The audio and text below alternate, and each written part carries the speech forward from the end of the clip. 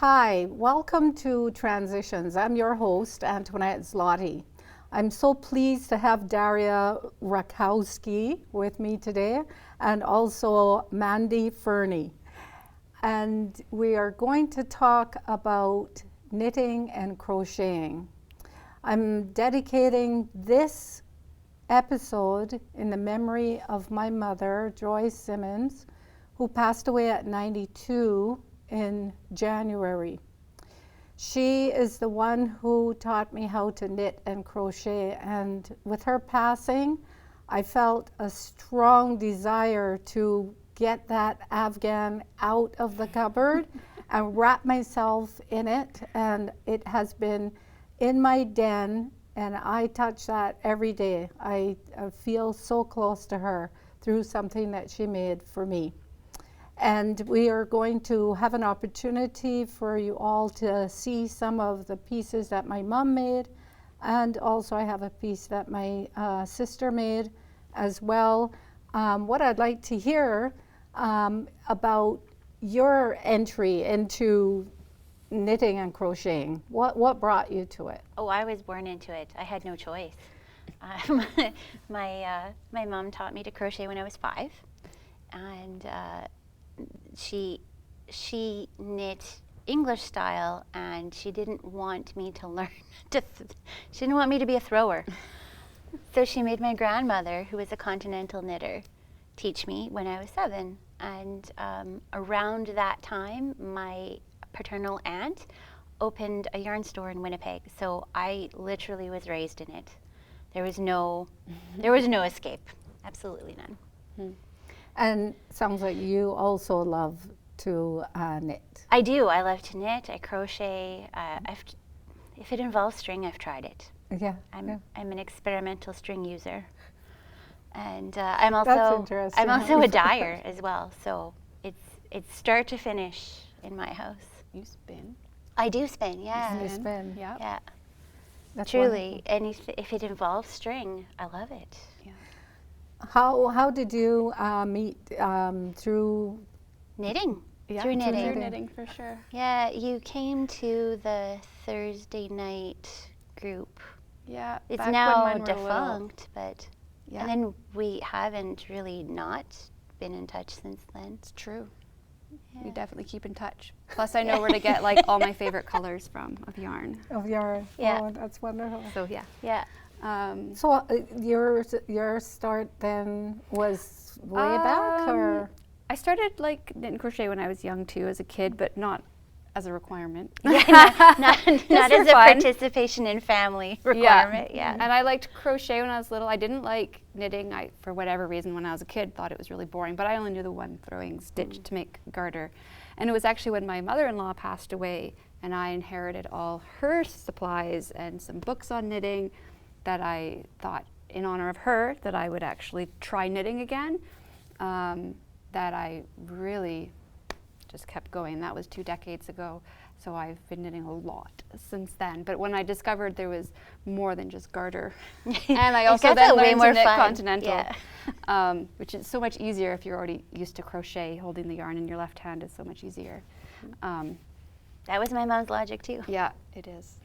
Then, yeah, I guess it's been like 20 years I've been knitting, and most of my life I've been crocheting. And you're also a spinner. And I'm also a spinner. Yeah, that was more like 15 years, but yeah. But I don't dye my own. Yeah. As people ask me, do you Yet. also dye? And I said, no, I just know people who do. It's easier. Do you see this going on another generation beyond you? Like what? You see Absolutely. it Oh, yeah. interest? My kids spin and the knit. kids? One of my nieces does Yeah. knits and crochets as well. Oh, she does. Yeah, oh, that's good. she is a natural crocheter and has taken to amigurumi like a Nice. charm, and she understands structure and form, and she's well into it, and she's 11, so yeah. Yeah, I was going into the school for a while where my kids were when they were in elementary, and I was teaching knit and crochet. And most kids prefer to crochet. And I think because why I loved it as a kid too is you can be really creative in where you direct your stitches. So the kids really loved that, and they just took off with it. And I've gone and taught some weaving for the kids too. But yeah, the kids love it. I know In the middle school, they've got a knitting program too, and they make hats for fundraisers and all that kind of stuff. So I definitely think all the generations are still engaged. Absolutely. Oh, okay. My nephew came over and did some dyeing with me one day too. So Nice. Oh yeah, that's good. That's good. He's more of a color guy, and that was the game we played. All right, so you pick some colors and tell me why they go together. And so we had opportunities to talk about color wheel and how things, are we looking for contrast or collaboration? How does this work? So it's great, yeah. Are you aware of some materials then that aren't really as good, say for the environment and so on? Do you give any thought to that when you choose your materials to work with?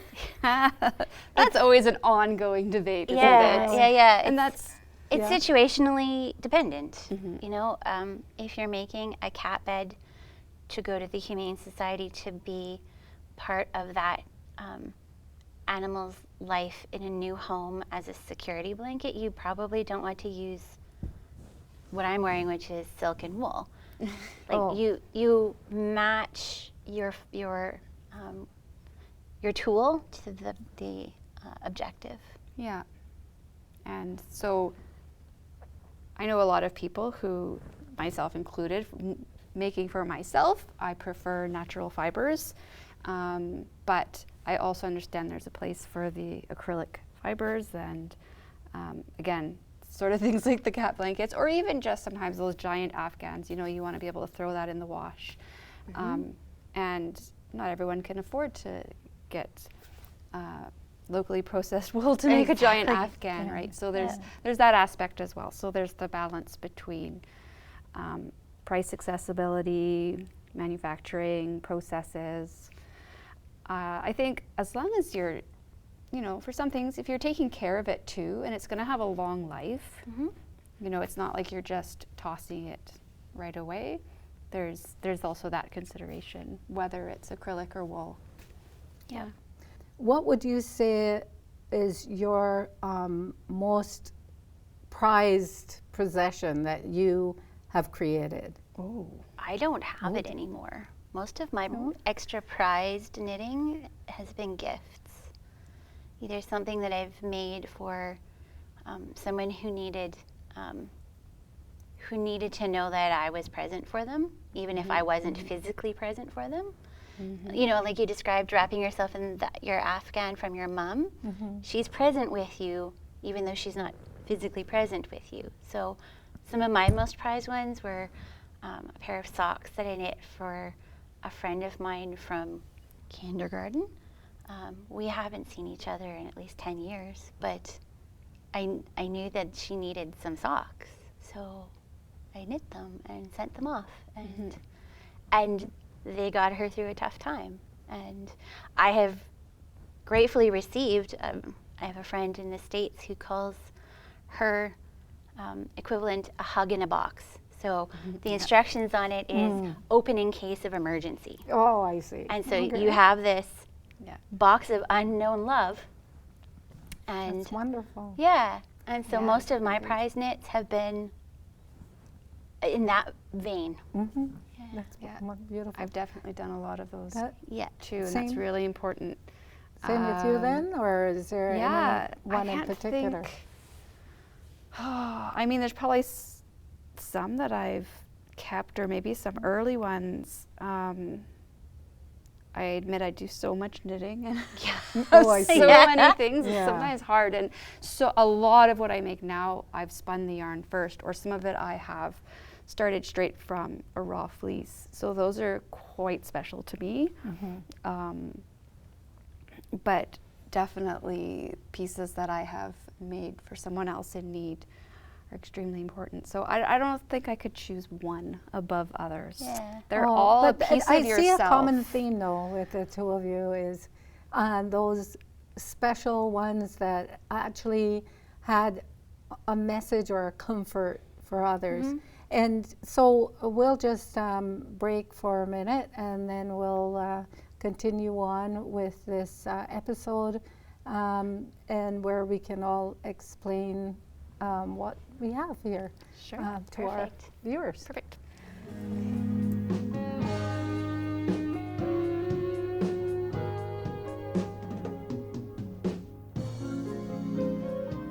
Welcome back to Transitions. Well, I have some things to start off here, and then you'll see Mandy and Daria's stuff. But my son is almost 6 feet tall. Mom did this for him.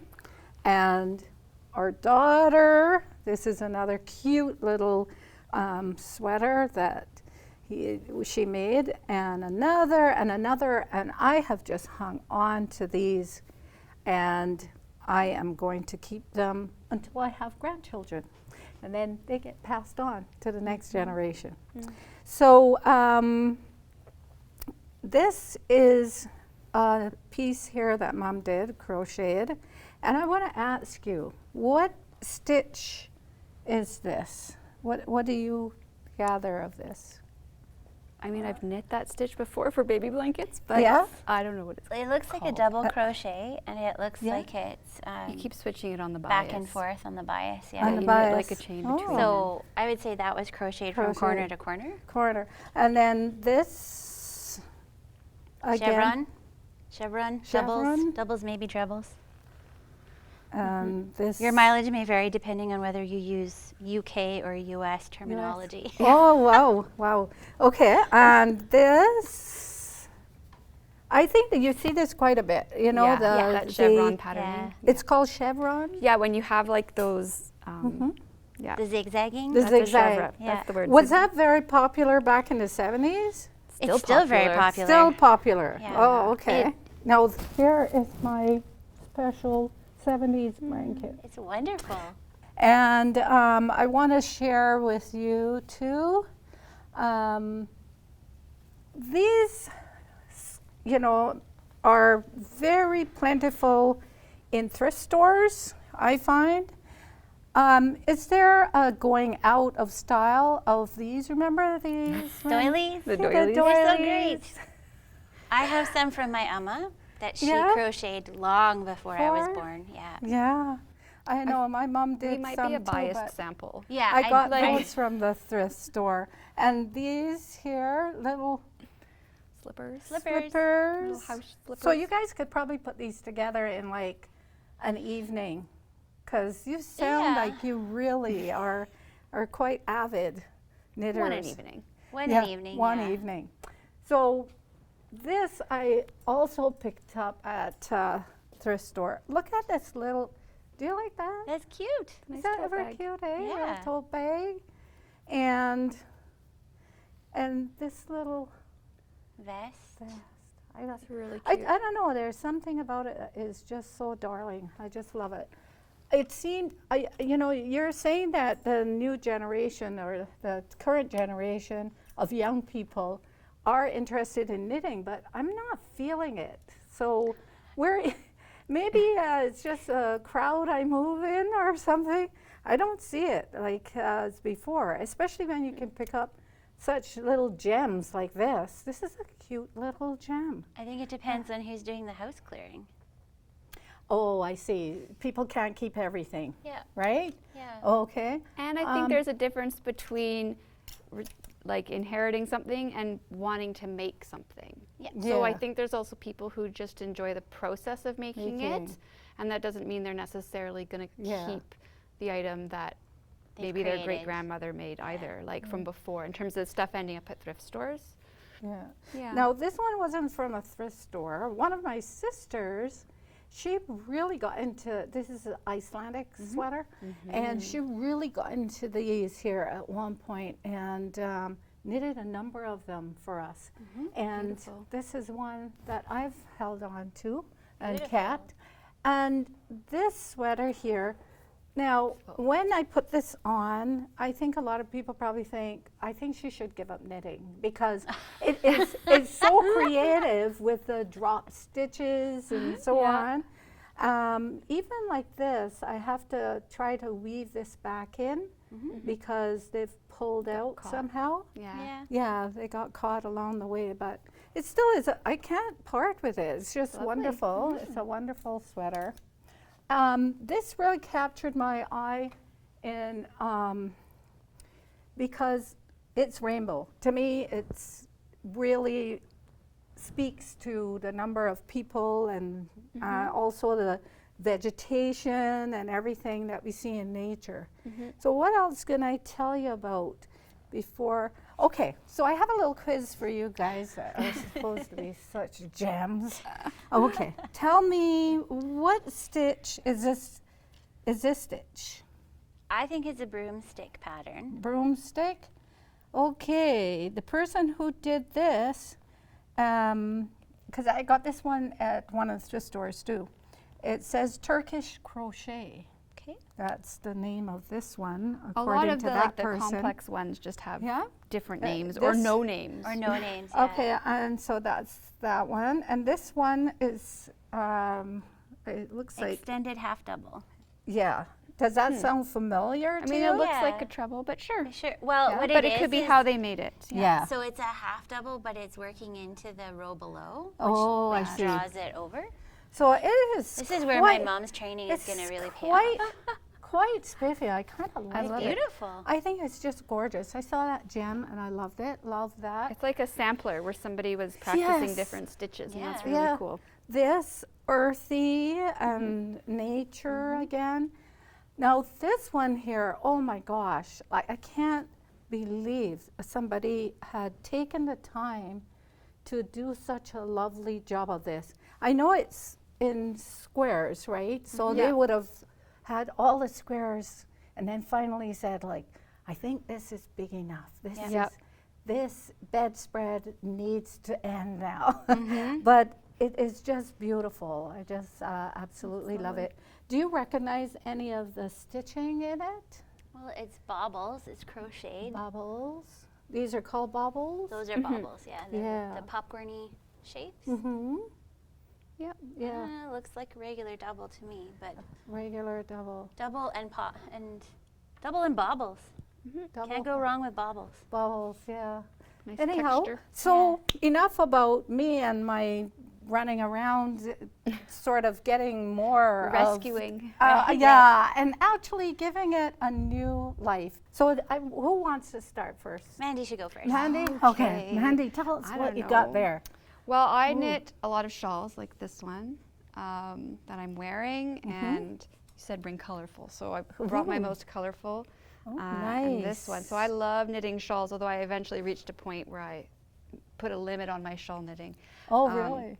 Both of these are from hand spun yarn, so I spun the yarn for both of these.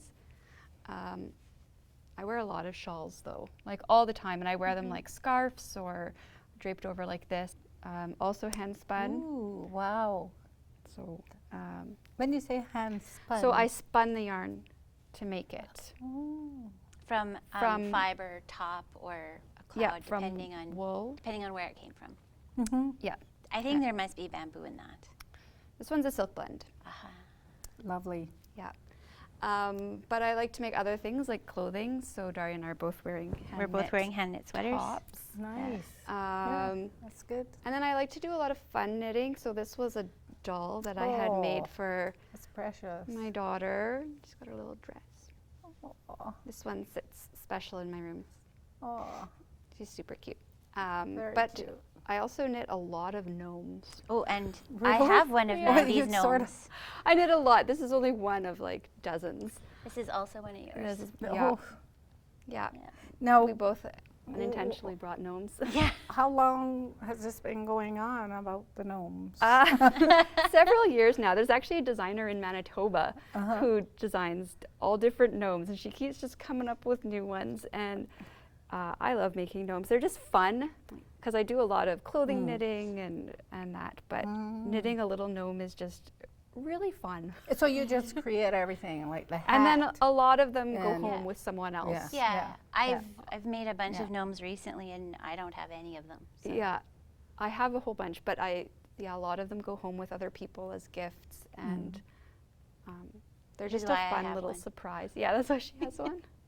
And then your blankets kind of reminded me. This is my couch blanket.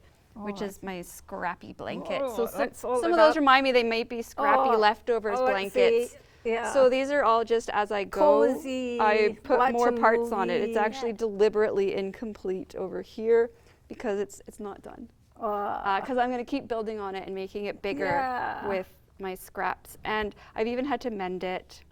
Some of the yarn I used was a little thin and it got holes, so I did some mending already. Oh, is there? But But it is this well loved on my couch. One of a kind. This is absolutely one of a kind. Well, I mean, this is one of a kind Yep. too, because my mother Absolutely. did that, and Yep. all of them are one of a kind. Yep, All of them. exactly. Yeah. But yeah, I like to Very when I unique. have people come by. So I have like a community stitches Yeah. program at my workplace, and I tell people it's not just you don't just have to make the uniform thing. You can make something that's just fun and That's whatever right. you have available. Wonderful, wonderful. Yeah. And did you want to? No, you can talk Oh, about what that's you've made. Oh, I Daria? brought just a sample. I brought Oh. Mandy's gnome that she has gifted to me, just in case she didn't bring. Do you name these gnomes? Do you name the gnomes? I don't. I don't. You don't name them? No. No, the designer names them, but The designer. good luck if I remember. Yeah. Oh, so these gnomes are from a book. They're from somebody who publishes them online. Oh, online. Yeah. Oh, so they do have names. Yeah, Probably, she yeah. names them each for her Oh, design pattern, oh, but I see. I don't Mm. personally name my gnomes. Oh, Other you can rename your gnome. We could rename their gnomes. Yep. I couldn't tell you what his name is. Yeah. Yeah. I brought this.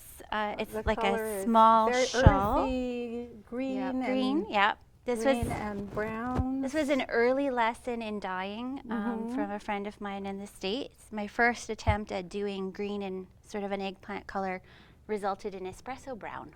Oh. So this is a singular success that I like to wear regularly. So how do you wear that? I usually just, And then tie around. Scarf-like, yeah. Yeah. I also wear a lot of shawls. My current So for somebody looking at starting and wanting to actually feel like they've completed something, that's very accessible. this one Yeah. would be a It's a single one to skein of do. yarn, and it explores some interesting stitches like drop Lovely. stitches. Mhm. And so it gives you a little bit of something interesting to do Mm-hmm. knitting wise. And it can be done, I mean, I don't want to give you an hours thing, but it's a very accessible project depending on how much time you can devote to it. I also brought my current favorite shawl. It's a big, That's a big hug. it's a big hug. You can wrap it around many times. nice. Yeah. Nice. Very good. And I'm working on a Sweater. sweater right now that will be very cozy and warm. And when you asked about the lifespan of yarn, this yarn came from a lady in our knitting group who just doesn't like this yarn anymore. And so she brought it, and I said I would like to make that yarn my home. And so we exchange whenever possible. So if something doesn't suit your needs, Yeah. there is bound to be somebody for whom it's the right fit. Fit. Yeah. Yeah. So how long did it take you to knit your What I'm- sweater? Well, it's lace weight, so Lace weight. lace weight. So Meaning. it's a very fine yarn. Oh. Very fine yarn. It's a lot of stitches. A lot of stitches. A lot of stitches. I started this. I started this in March 2020. This was my. Well, I'm going to be home a lot. Sweater. So it took I a imagine while. a lot of people Yeah. probably started. Yeah. Well, it was Yeah. it was a project that I had wanted to get to, Yeah. but I figured, well, I'm not going anywhere anytime soon, so Yeah. I may as well cast on. Yeah. So Yep. this is probably, of what's on the table, this probably took the longest to knit. But it's for me, and I was doing it for the enjoyment and to have something fun and pretty at the end of it. Yeah. So- Yeah. It's very lovely. It's got a lot of. It's got a lot of Beautiful color. Yeah, colours I in dyed the it. yarn, and my aunt still wants me to make more of it for her, and I have no idea what I did. Oh, I see. So How you made that color. yeah, no, That So was how- that was also a playtime Yeah. for me. Yeah. And I understand you made your My dress dress? too. Yes. You made your dress. Oh my goodness. So for people out there who are watching the show, I mean, there's a lot of really interesting projects. So do you have some knowledge that was handed down in information that was provided by people that you knew? Well, you Or do mentioned you you go to had like books? instruction from your family, but Yeah. there's definitely a lot of books A lot of available books. at the library, Yeah. so free, or at the bookstores, of course. It's hard to say one's better than the other. There's just such a variety. Most of them are quite comprehensive, though, and will teach you the basics that you need to do those projects. There's a lot of really great resources online, though, as well. YouTube channels, and just websites devoted to teaching knitting and crochet or sharing projects. There's just a lot Yeah. So online available as well. And then if you're even local, there's events that happen where you can go learn. Like there's stitching groups, like at the Norwood Naughty Knitters on days, and then there's like a festival every year. There's an annual festival in September, the Manitoba Fiber Festival, and there's always demonstrations and workshops and vendors selling supplies to make, but as well as finished items. So that's the Huge number of resources available. Yeah. No, that's And really with good. a range of accessibility as well. You know, it's been really good having you here on Transitions because, you know, you're sharing some very personal things, you know, to do with projects you're working on and that you find a lot of love and a lot of, you know, great things, you know, coming from that. And I hope that future generations continue to, you know, or future generations just like what they see and get involved in things like this because these one-of-a-kind items, because even if it's from a pattern, it's been created by you, the person. And that is really what's important. And getting people together socially too, like Naughty Knitters getting at Norwood. You know, I think it's social and it's very good. So anyhow, thank you so much for coming on Transitions. I really have enjoyed talking to you both, and you've inspired me to get going on my knitting again and crocheting. So hopefully some people will transition from being just sitting and watching shows to sitting and watching shows with a crochet hook or knitting needles in hand. So I want to also thank our guests for joining us today, and we hope that we will see you again, or you will see us again in the future in more episodes. Please go to YouTube and also continue to watch Rogers and our community access television. And that's all for now. Thank you.